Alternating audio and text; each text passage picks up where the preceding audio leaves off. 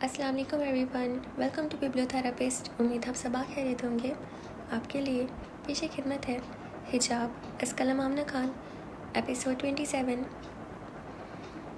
फ़िज़ा, आपने ज़रमीना की जल्द सेहतयाबी के लिए जो कुरान खानी रखवाई थी वो किस वक्त है? महानूर, मैं तो सोच रही थी किसी फ्री लेसन में पढ़ेंगे, मगर सारे टीचर्स भी इसमें शामिल होना चाहते हैं जो हमें पढ़ा रहे हैं। ये तो बहुत अच्छा हो गया है। टीचर्स की दुआओं से तो जल्दी से एहतियाब हो जाएंगी इंशाअल्लाह। बिल्कुल ऐसा ही है।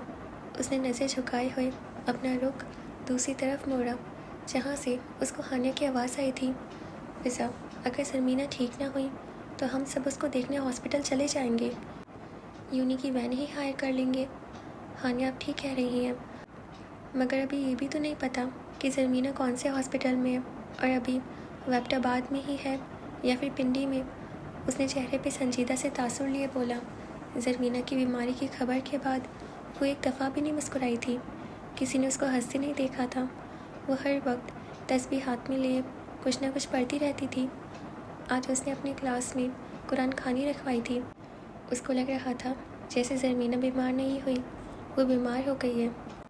ज़रमीना का इलाज तो डॉक्टर से, मगर फ़िज़ा का इलाज सिर्फ तुम हो ज़रमीना गुल, सिर्फ तुम। आ जाओ कि तुम्हारी फ़िज़ा ठीक हो जाए।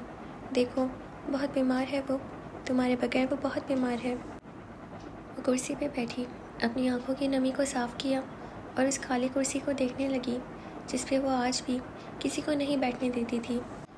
वजदान साहब, आपने कुरान खानी में जाना है। वो कुर्सी पे टेक लगाए आंखें बंद किए अपनी सोचों में गर्क था। किसकी कुरान खानी अमजद साहब? आपको नहीं पता, हमारी एक स्टूडेंट बहुत सीरियस कंडीशन में है, हस्पताल में एडमिट है और सुना है काफ़ी दिनों से उसको होश नहीं आया। वो उसके सामने कुर्सी पे बैठे अफसरदगी से बोल रहे थे। नहीं, मुझे तो कुछ नहीं पता। उसने हैरान होने वाले अंदाज में अपने कलीग को देखा। वो क्या से क्या हो गया है। एक वक्त था जब उसको हर स्टूडेंट का पता होता था, उनके लाइफ में क्या चल रहा है उसको वो भी पता होता था जो उनके पर्सनल लाइफ में होता था। स्टूडेंट उसको अपनी लाइफ की एक एक बात बताते थे, उससे मशवरे लेते थे, मगर अब तो उसको अपना भी नहीं पता वो कौन है और कहाँ है। किस वक्त कुरान खानी अमजद साहब? उसका दिल कुछ अजीब सा बेचैन होने लगा, जैसे वो उड़ के वहाँ पहुँचना चाहता हो जिधर कुरान खानी हो रही है। मस्जिद में सब मौजूद हैं, चले हम भी चलते हैं, वक्त तो हो ही गया है। उन्होंने अपनी घड़ी को देखते हुए कहा और उठने लगे। जी चले, फिर चलते हैं। उसने अपना मोबाइल लिया और कंप्यूटर की तरफ रुख किया। कंप्यूटर पे काली स्क्रीन आते ही वो जल्दी जल्दी उठा और बाहर निकलने लगा। या अल्लाह, ये मेरे दिल को क्या हो रहा है? रास्ते में उसने अपने दिल पे हाथ रखते हुए हल्का सा आसमान को देखा। वजदान साहब, मेरा तो बहुत दिल खफा होता है जब इतने अच्छे स्टूडेंट्स ऐसे बीमार हो जाएं। चलते चलते अमजद साहब ने उसकी तरफ देखा और अफसोस से कहा। मस्जिद डिपार्टमेंट से थोड़ा सा दूर थी तो उन दोनों को जाने में वक्त लग रहा था। बिल्कुल अमजद साहब, हर स्टूडेंट अपने उस्ताद के बहुत करीब होता है, उसके साथ एक दिल का और रूह का रिश्ता जुड़ जाता है। ठीक कहते हैं वजदान, और फिर ऐसे ताबदार शागिर्द हों तो दिल फिर कुछ ज़्यादा ही खफा होता है। बेचारी बहुत बीमार है। मानसहरा वालों ने एबटाबाद रेफ़र किया है, मगर वहाँ भी उसको होश नहीं आया। उन्होंने मस्जिद के सामने खड़े होते अफसोस से कहा, आपने बताया नहीं कौन है वो लड़की जो बीमार है? मस्जिद की पहली सीढ़ी पर कदम रखते हुए उसने उनकी तरफ देखते हुए पूछा। 4th सेमेस्टर की है वो, जो हर वक्त बुरके में होती है और ऊपर चादर भी करती है। वो जो थोड़ा सा और चढ़ रहा था वहीं रुका। उसके दिल में एक अजीब सी चुभन लगी। उस चुभन ने उसका सारा वजूद अंदर से निचोड़ दिया। उसके चेहरे का रंग एकदम सर्द हुआ, जैसे किसी को भी सख्त अरकान हुआ हो। वो पीछे मुड़ा। उसको लगा जैसे उसकी टांगों ने उसका साथ छोड़ दिया है। वो कुछ ही लम्हों में ज़मीन पे गिर जाएगा। नाम क्या है उस लड़की का? उसने कांपते होठों से उसका नाम पूछा था। वजदान, ठीक तो है ना आप? या आपकी रंगत को क्या हो गया है अचानक? उन्होंने उसके रंग को बहुत गौर से देखा। उसके कांपते होठ साफ साफ दिखाई दे रहे थे। उसकी आंखों का बदलता रंग बिल्कुल आया था। क्या नाम है उसका? उसने बेजान से जिस्म के साथ आंखें बंद की और एक बार फिर पूछा। ज़रमीना सवाती। उन्होंने उसकी आंखों में देखते हुए हैरत से उसका नाम लिया اس کا نام اس کی سماعتوں سے ٹکرایا۔ وہ ہوش کی دنیا سے بے ہوش کی وادیوں میں جانے لگا۔ وہ کھڑے کھڑے اس سیڑھی سے پھسلا جہاں وہ کھڑا تھا۔ اس کو لگا جیسے اس کی کائنات آج ختم ہو گئی ہے۔ بس اس کی اتنی ہی سانسیں خدا نے لکھی تھی، اس کو بس اتنا ہی جینا تھا۔ ایک عاشق کے لیے اس کی معشوق کی موت کی خبر دراصل اس کی اپنی موت کا پروانہ ہوتا ہے جو اس کو تحفے میں ملتا ہے۔ زرمینہ گل، پتہ ہے تمہارے بابا جان وجدان کے لیے تمہارے رشتے پہ مان گئے ہیں۔ وہ اس کے سامنے بیٹھی، اس کے بالکل پاس، اس کے بالوں میں انگلیاں پھیرتے ہوئے اس کو بتا رہی تھی، اس کے سامنے مسکرا رہی تھی جو بالکل بے جان سے لیٹی تھی۔ زرمینہ گل، تمہارے بابا جان نے مجھے خود کہا ہے ہم زرمینہ کی شادی اس کی پسند سے کریں گے، جدھر اس کی مرضی ہوگی وہیں پہ کریں گے۔ وہ خوشی خوشی اس کو بتائے جا رہی تھی جیسے کوئی کسی بچے کو بہلا رہا ہو، اس کو لالچ دے رہا ہو۔ وہ بھی ایسا ہی کر رہی تھی، اپنی بیٹی کو لالچ دے رہی تھی، اس کی آنکھیں کھلوانے کی لالچ۔ زری، پتہ ہے میں نے بابا جان کو کہا وہ تو سواتی نہیں ہے، وہ تو سید ہے۔ پھر پتہ ہے زری انہوں نے کیا کہا؟ کہنے لگے تو کیا ہو گیا، وہ سید ہے، وہ میری بیٹی کی پسند ہے، مجھے اس کی پسند سے آگے کوئی نہیں، نہ خاندان، نہ ذات پات، نہ حسب نسب، نہ ہی میرا سواتی خون۔ پتہ ہے زری اتنا خوش ہوئی میں، شکر ہے نا، دیکھو ہمارے خاندان میں کسی کی تو سوچ بدلی ہے نا۔ تمہیں یاد ہے زری تمہاری پھپھو کی بیٹی نے تبھی زہر کھایا تھا نا کہ وہ قوم سے باہر شادی کرنا چاہتی تھی اور ہمارا خاندان مان نہیں رہا تھا۔ میں تمہیں صوفیہ نہیں بننے دوں گی زرمینہ، میری بیٹی محبت کے نام پہ نہیں مرے گی۔ تم ٹھیک ہو جاؤ زری، تم ٹھیک ہو جاؤ تاکہ تم اپنے خاندان کی تاریخ بدلو، برسوں پرانی روایت بدلو، تم وہ کرو جو آج تک ہونا ناممکن تھا۔ دیکھو زری تمہارے بابا جان تمہارے ساتھ دیں گے، بس اس کے لیے تمہیں ایک کام کرنا ہے، تمہیں اٹھنا ہے، اپنی آنکھیں کھولنی ہے بچے۔ اب کی بار ان کی مسکراہٹ بالکل ختم ہوئی، آنکھوں سے آنسو چھلک چھلک کے گرنے لگے۔ وہ کبھی اس کے بالوں میں ہاتھ پھیرتی، کبھی اس کے سر کا دوپٹہ ٹھیک کرتی، پھر تھوڑا آگے ہوتی، اس کے ماتھے پہ پیار دیتی، اس کا ہاتھ اٹھاتی، اس کے ہاتھ کو اپنے لبوں کے ساتھ لگاتی، پھر اس کو اپنے رخسار کے ساتھ لگاتی، روتے روتے ہنس دیتی، اپنی بیٹی کو جھوٹی آسیں اور امیدیں دیتی۔ وجدان، ٹھیک تو ہیں آپ؟ وجدان ہوش کرو یار، کیا ہو گیا ہے؟ امجد صاحب اپنے بازوؤں پہ اس بے جان مگر زندہ جسم کو سہارا دیے کھڑے تھے۔ کیا ہوا ہے وجدان سر کو؟ پاس سے گزرتے کچھ اسٹوڈنٹ نے اس کو دیکھا تو بھاگتے بھاگتے مسجد کی سیڑھیوں پہ آئے، اس کو مضبوطی سے پکڑا اور وہیں سیڑھیوں پہ بٹھایا۔ وہ زندہ تو تھا مگر اپنے ہوش میں نہیں تھا، اس کی سانسیں تو چل رہی تھیں مگر سانس نہیں آ رہی تھی۔ پانی لاؤ جلدی۔ امجد صاحب نے ان میں سے ایک لڑکے کو پانی کے لیے بھیجا جو بھاگتا بھاگتا مسجد میں گیا اور پانی کا گلاس لیے واپس آیا۔ سر مجھے لگتا ہے ہمیں سر کو ایمرجنسی لے کے جانا چاہیے۔ یار مجھے بھی یہ لگتا ہے۔ سر کو ہوا کیا ہے امجد سر؟ کچھ پتہ نہیں ہے، ہم مسجد جا رہے تھے، اچانک سے گرے اور بے ہوش ہو گئے۔ انہوں نے اس کے منہ پہ پانی چھلکاتے ہوئے کہا۔ وہ آنکھیں بند کیے سیڑھیوں پہ بے ہوش لیٹا تھا۔ اس کا سراپا اس کے سامنے آیا، وہی لڑکی حجاب کیے ہوئے، چہرے پہ نقاب لیے ہوئے، آنکھوں میں ایک امید لیے اس کو دیکھ رہی تھی جیسے اس کو بلا رہی ہو۔ شاہ جی منتظر ہوں میں آپ کی، آپ آ جائیں اس سے پہلے کہ دیر ہو جائے۔ وہ آنکھیں بند کیے اس کو دیکھ رہا تھا، وہ اس کے سامنے بیٹھی اس کو بلا رہی تھی۔ ملکہ میں ضرور آؤں گا، میرا انتظار کرنا۔ سر کچھ کہہ رہے ہیں امجد سر؟ وہ بے ہوشی میں اس سے وعدے کر رہا تھا۔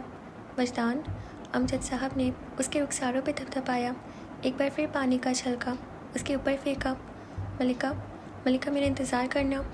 اب کی بار ان کے لہجے میں صفائی آئی تھی، کوئی بھی اس کی بات دھیان سے سنتا تو سمجھ جاتا۔ کیا ہوا ہے سر کو؟ ارے تو وجدان سر ہے سر، اور اس حالت میں کیا ہوا ہے سر کو؟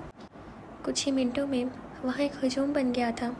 وہاں کوئی اور نہیں بڑا تھا بلکہ یونیورسٹی کا ہیرو پڑا تھا، وہ جو ہر دل عزیز تھا، جس کو ہر کوئی چاہتا تھا۔ اس کو اس حالت میں دیکھنا سب کے لیے قابل فکر بات تھی۔ اس کو تو سب نے ہنستا کھیلتا دیکھا تھا، مسکراتا دیکھا تھا۔ یہ پیلے چہرے کے ساتھ سامنے لیٹا شخص کون ہے جو اپنے ہوشوں میں ہی نہیں ہے، ایک زندہ لاش بنا ہوا ہے؟ شاہ جی لیٹ نہ ہو جانا، جلدی آنا۔ ایک بار پھر وہ حجاب والی اس کے سامنے آئی، جیسے کوئی فرشتہ اس کے خیالوں میں آ رہا ہو، اس کو جینے کی ایک آس دے رہے ہو۔ ابھی نہیں ورنہ کوئی تمہارا انتظار کر رہا ہے۔ شاہ جی؟ جی میری ملکہ، جلدی آئے۔ میں آ رہا ہوں ملکہ، جلدی آنا۔ جلدی آؤں گا میرے دونوں جہانوں کی ملکہ، میرے مرنے سے پہلے آ جانا۔ اب کی بار ان موٹی آنکھوں میں آنسو تھے، آنکھوں میں ایک تڑپ تھی۔ ملکہ تمہیں کچھ نہیں ہونے دوں گا میں، میری ملکہ میرا انتظار کرنا۔ وہ بے ہوش لیٹا شخص اب سب کو سوچنے پہ مجبور کر رہا تھا۔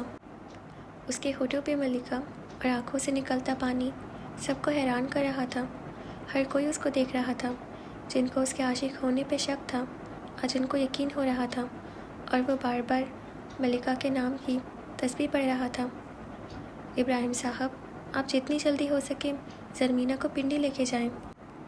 ڈاکٹر جدون نے اس کی رپورٹس کو دیکھنے کے بعد زرمینہ کو دیکھا، جو بالکل مردہ پڑی تھی۔ لیکن ڈاکٹر صاحب، ابراہیم صاحب، آپ کے پاس اتنا بھی وقت نہیں ہے کہ آپ اس لیکن کا جواب سننے میں ضائع کریں۔ آپ بچی کو فوراً لے کے جائیں، ایک منٹ بھی تاخیر نہ کریں۔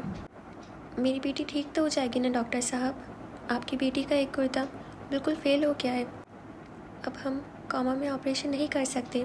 آپ بس دعا کریں کسی بھی طرح یہ ہوش میں آ جائے۔ آپ کی بیٹی کو اب کوئی معجزہ ہی بچائے گا، دعا کریں۔ ڈاکٹر صاحب نے ابراہیم صاحب کے کندھے پہ ہاتھ رکھتے ہوئے کہا اور خود باہر چلے گئے۔ وہ جو باپ تھا اس کے لیے ایک قدم بھی اٹھانا پل صراط کو پار کرنے کے مترادف تھا۔ ان ڈاکٹروں کے سینے میں دل نہیں ہوتا، کیسے کسی کو موت کا کہہ دیتے ہیں؟ جھوٹی آس تو دے دے، ہمیں کچھ تو امید ہو۔ باہر کھڑی ماں نے ساری باتیں سن لی تھی۔ وہ بچوں کی طرح سسکیاں لے کے رونے لگی۔ اماں نہیں روئیں آپ، ہماری سری بالکل ٹھیک ہو جائے گی، پنڈی سے واپسی پہ ہنستی ہنستی آئے گی۔ سلطان نے ماں کو اپنے سینے سے لگایا۔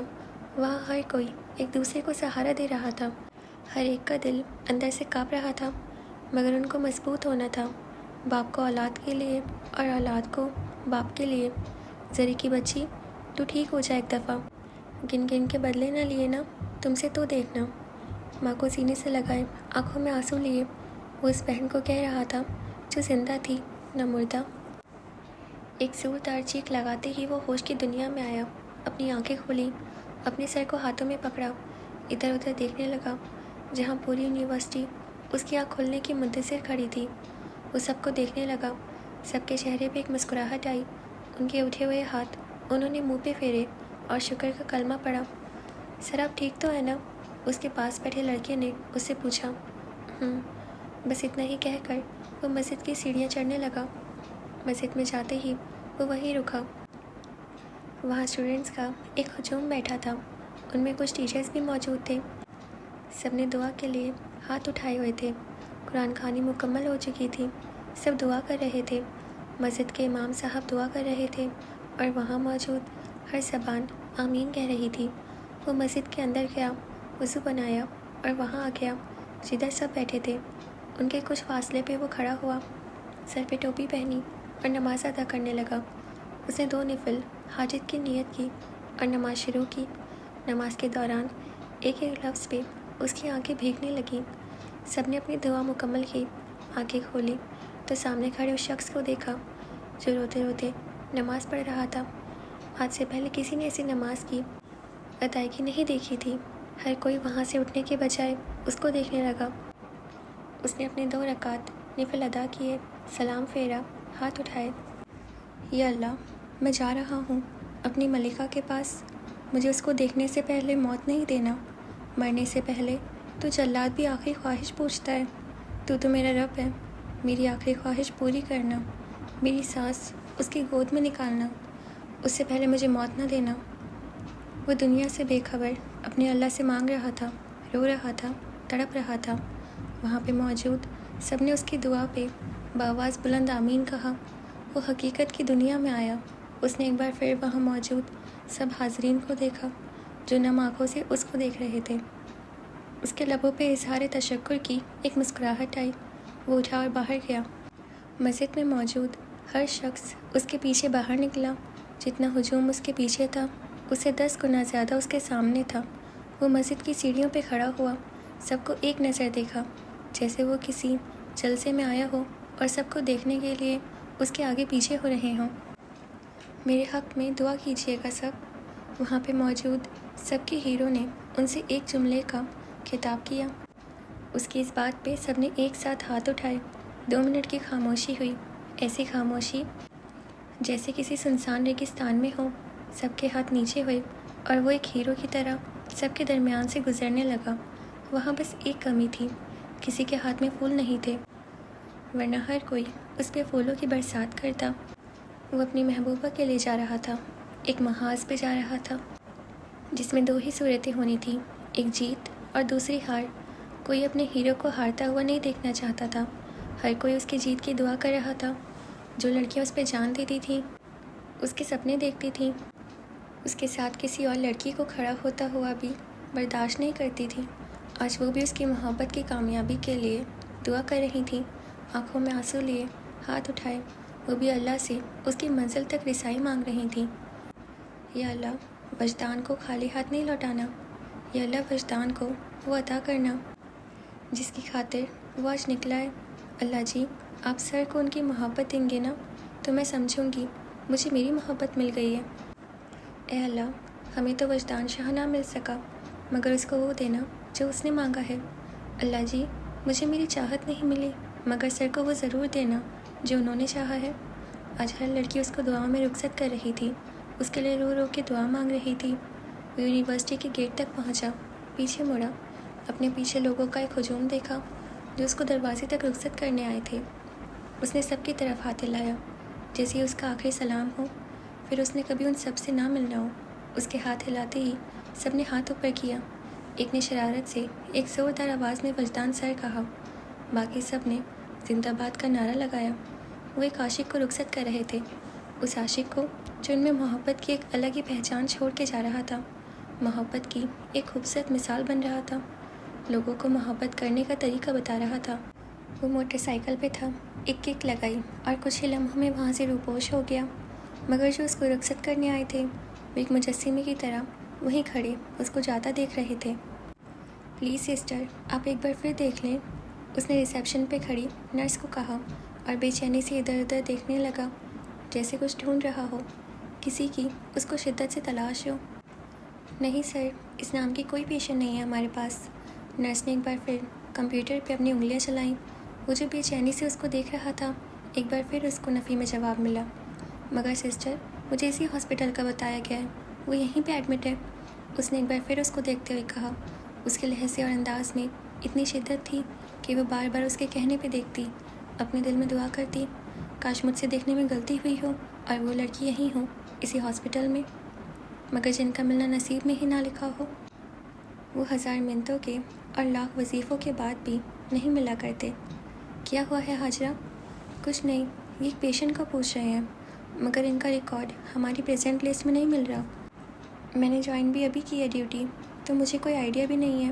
اس نے اپنے ساتھ والی نرس کو تفصیلاً بتایا، جو ہاتھ میں کچھ فائلز لیے ابھی وہاں پہنچی تھی۔ کیا نام ہے پیشنٹ کا؟ حاجرہ نے ایک نظر اس لڑکے کو دیکھا جو ایک جنونیت سے ادھر ادھر دیکھ رہا تھا۔ اس کو دیکھنے کے بعد اس نے پھر کمپیوٹر پہ نظر جما لی اور پھر کچھ ٹائپ کرنے لگی۔ زرمینہ خان سواتی نام بتا رہے ہیں یہ؟ زرمینہ سواتی؟ اس نے اس لڑکے کی طرف دیکھتے ہوئے حیرت سے پوچھا۔ جی آپ جانتی ہیں ان کو، وہ یہی ہے نا؟ اس نے نرس کے چہرے کے تاثرات دیکھتے ہوئے جلدی پوچھا۔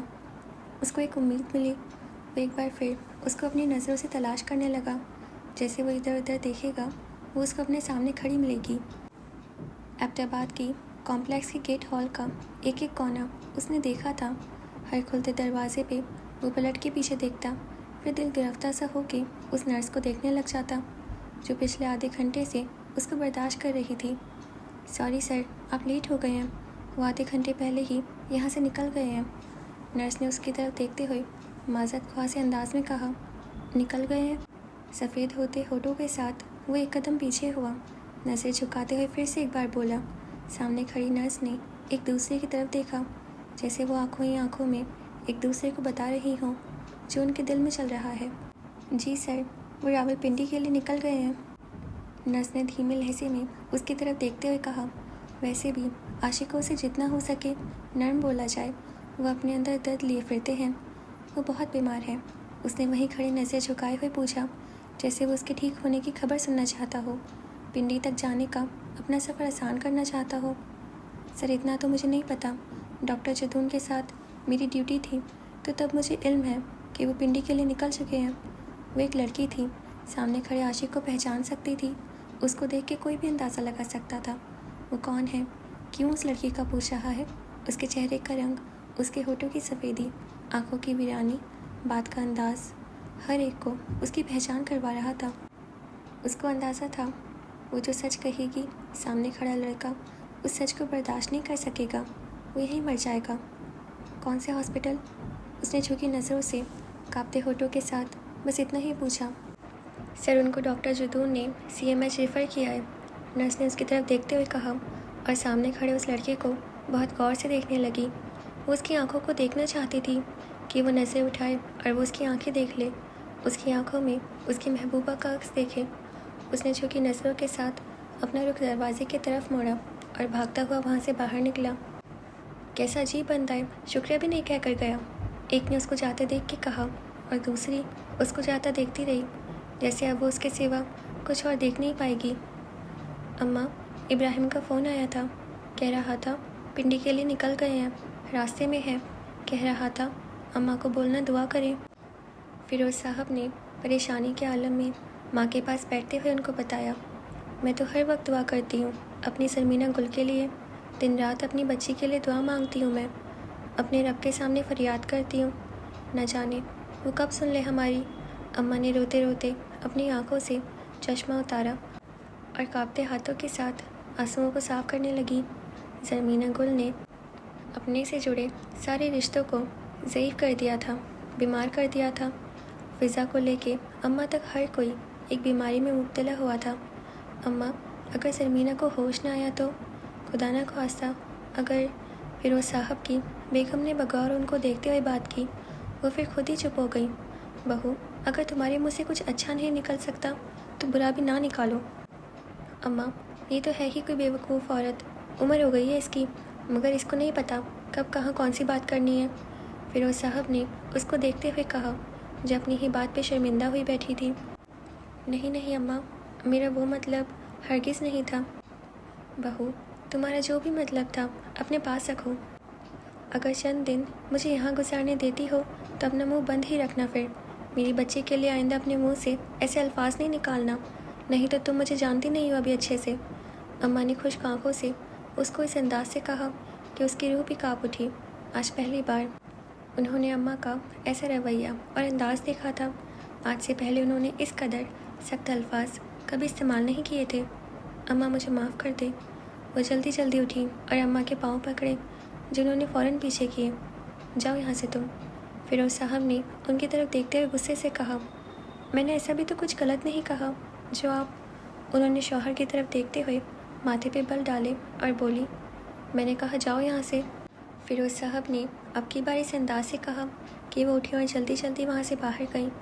وہ دونوں ماں بیٹا جانتے تھے انہوں نے کوئی غلط بات نہیں کی، مگر ان دونوں کے لیے اس کی موت کا منظر ہی ایسا تھا کہ وہ سن کے بھی برداشت نہیں کر سکتے تھے۔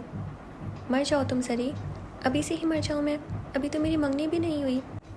ہونی بھی نہیں ہے آپ کی منگنی۔ کیوں نہیں ہوگی میری منگنی؟ میرے لیے تو شہزادہ آئے گا، شہزادہ۔ ہاں ہاں بالکل آئے گا شہزادہ، آ ہی نہ جائے کوئی شہزادہ۔ ہاں دیکھنا تم۔ ہاں دیکھ لوں گی، بس منگنی کرو اور پھر مر جاؤ تم کہیں۔ میں کوئی نہیں مرتی ابھی، مجھے پتا ہے میری موت پہ سب سے زیادہ تم ہی روگی، اور میں مر کے بھی تمہیں روتا ہوا نہیں دیکھ سکتی۔ میں آپ کی ان موٹی موٹی آنکھوں میں موٹے موٹے آنسو کیسے دیکھوں گی؟ اب زیادہ اوور ایکٹنگ کرنے کی ضرورت نہیں ہے۔ یہ اوور ایکٹنگ ہے جس پہ آپ کی آنکھیں نم ہو گئی ہیں۔ دفع ہو جاؤ تم سری، مر جاؤ۔ اللہ جی دیکھ لیں، ایسے بھی دوست ہوتے ہیں اس جہاں میں جو بات بات پہ کہتے ہیں مر جاؤ، اور پھر خود ہی روتے بھی ہیں۔ وہ اپنے کمرے میں اندھیرا کیے نہ جانے کب سے لیٹی تھی، نہ جانے کب سے اس کو سوچ رہی تھی۔ اس کے کہے ہوئے ایک ایک لفظ پہ تکیے پہ منہ رکھے سسکیاں لے رہی تھی۔ زری، تم کبھی نہیں مرنا، اللہ جی میری زری کو کبھی نہیں مارنا۔